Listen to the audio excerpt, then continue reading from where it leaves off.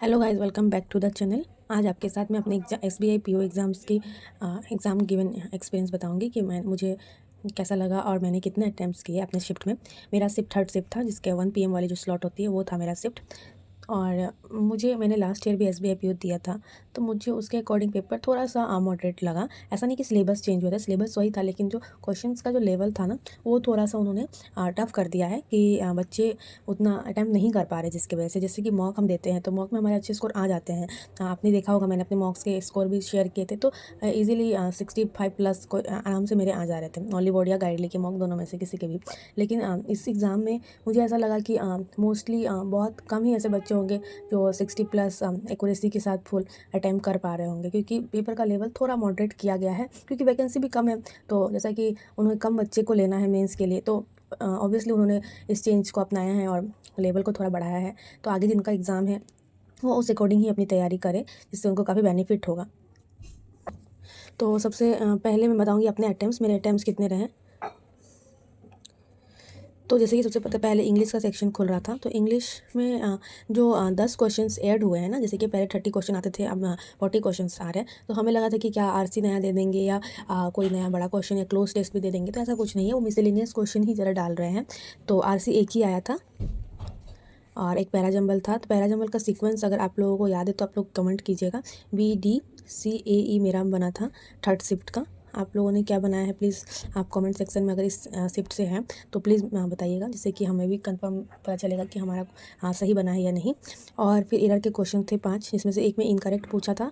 Incorrect कौन सी होंगे, और एक 4 करेक्ट सेंटेंस पूछा था। जैसे कि 5 सेंटेंस दिए हुए, उसमें से कौन सा करेक्ट है, कौन सा इनकरेक्ट है, ये वाला पैटर्न था। उसके बाद सेंटेंस अरेंजमेंट का भी 2 क्वेश्चंस थे। जैसे कि सेंटेंस दिए हुए तो उसे अरेंज करके DCBA इस टाइप के जो करना होता है वो पूछा गया था, ठीक है। और उसके बाद वर्ड फिलर के क्वेश्चंस थे। फिलर थोड़ा इजी लगा मुझे, मैंने बनाया फिलर्स। और फिर से और क्या वर्ड स्वैप थे, वर्ड स्वैप के भी क्वेश्चंस थे। तो यही सब रहा ओवरऑल। इसी में क्वेश्चंस थे 5, तो यहाँ 5-6 यहाँ क्वेश्चन थे। मेरे जो अटैम्प्ट हुए हैं, सॉरी, वो 31 थे, ठीक है। 31 अटैम्प्ट मैंने किए हैं टोटल। मेरी जो है ना, ये ईरर के क्वेश्चन मैं हमेशा लास्ट में करती हूँ, क्योंकि मुझे इसमें थोड़ा डाउट और नेगेटिव होने का चांसेस ज़्यादा लगता है, इसलिए मैं ईरर के क्वेश्चन लास्ट में ही हमेशा करती हूँ। RC और उसके बाद या ईरर, और उसके बाद मैं RC करती हूँ। तो मैंने RC के भी मेरे 2-3 क्वेश्चन छूटे हैं, और इसका भी मेरे क्वेश्चन इसी के क्वेश्चन छूटे हैं ज़्यादातर, ठीक है।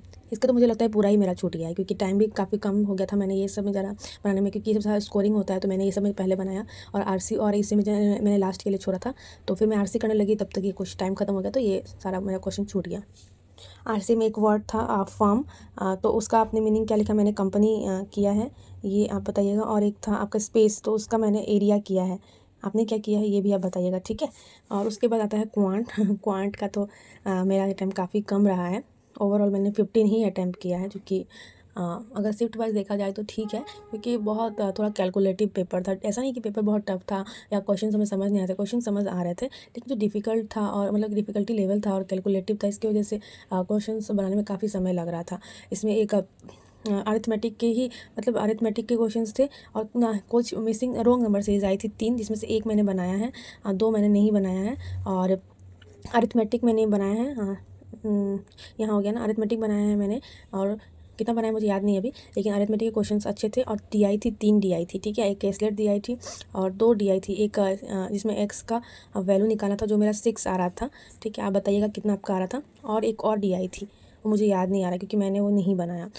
तो यही मेरे ओवरऑल अटैम्प्ट रहे हैं, और मेनली अरिथमेटिक का क्वेश्चंस मैंने बनाए हैं, जिसमें 8-9 मुझे लगता है अरिथमेटिक का क्वेश्चंस था। तो ओवरऑल मेरे 15 अटैम्प्ट हुए हैं। उसके बाद रीजनिंग्स मेरा पता नहीं क्यों मेरे साथ ऐसा हुआ। एक्चुअली में क्या हुआ ना, मेरे जो माउस थे ना, वो 3-3 सेकंड में वो मतलब क्वेश्चंस चेंज हो रहे थे, जिसके वजह से बहुत मेरा जो है ना टाइम वो चेंज करने में या क्वेश्चन को सेलेक्ट करने में लग जा रहा था।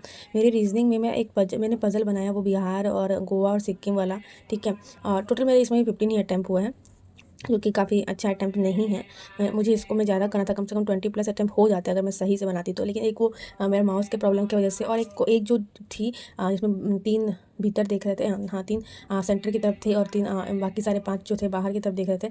इस क्वेश्चन ने वजह से मैं बहुत फंस गई, और मैंने बनाया था 2 पॉसिबिलिटी मेरी निकली थी, लेकिन काफ़ी मेरा समय इसमें लग गया था, जिसकी वजह से मैं आगे अटैम्प्ट कर ही नहीं पाई क्वेश्चन। तो इसलिए मेरे 15 अटैम्प्ट हुआ। तो ओवरऑल मेरे अटैम्प्ट आप देख सकते हैं 30, यहाँ 61 ही अटैम्प्ट मेरे टोटल हुए हैं। आप सभी के कितने अटैम्प्ट हुए हैं इस शिफ्ट में आप ज़रूर बताइएगा। मुझे लगता है मैं इससे अच्छा कर सकती थी। ऑब्वियसली अगर मैं यहाँ पे ये क्वेश्चन मेरा बन जाता तो मेरे 5 और क्वेश्चन बन जाते तो मेरा 65 प्लस अटैम्प्ट हो जाता, जो कि एक सही अटैम्प्ट कहा जाएगा SBI PO के लिए, क्योंकि इस बार जो है वैकेंसीज़ काफ़ी कम है तो कट ऑफ मुझे नहीं लगता है कि गिरेगा। कट ऑफ जो था शायद उसी रेंज में रहे, मतलब एग्ज़ाम का डिफ़िकल्टी लेवल कितना भी रहे। ऐसे मैं ये बोल रही हूँ, अभी कुछ नहीं कहा जा सकता, जैसे आगे भी वो कई सारी शिफ्ट होनी बाकी है अभी। तो जिन्होंने अच्छा अटैम्प्ट किया है वो अपने मेंस की प्रिपरेशन शुरू कर दे, क्योंकि टाइम वेस्ट करके कोई फ़ायदा है नहीं। SBI क्लर्क भी हमारे सामने है, अगर हम मेंस की प्रिपरेशन करते हैं तो कहीं ना कहीं वो हमें बेनिफिट ही देगा। इसलिए आप होप नहीं छोड़िए, जिसका भी जिसका एग्ज़ाम गया है, अगर आप 50 प्लस अटैम्प्ट भी अच्छे सही से कर रहे हैं, 55 प्लस भी कर रहे हैं, तो आप ज़रूर अपनी मेंस की तैयारी कीजिए और वो आपको कहीं ना कहीं बेनिफिट ही देगा। ठीक है, और ठीक है, थैंक यू एवरीवन। आप भी अपने कितने आपने अटैम्प्ट किया है ज़रूर आप कमेंट सेक्शन में मेंशन करें। Thank you.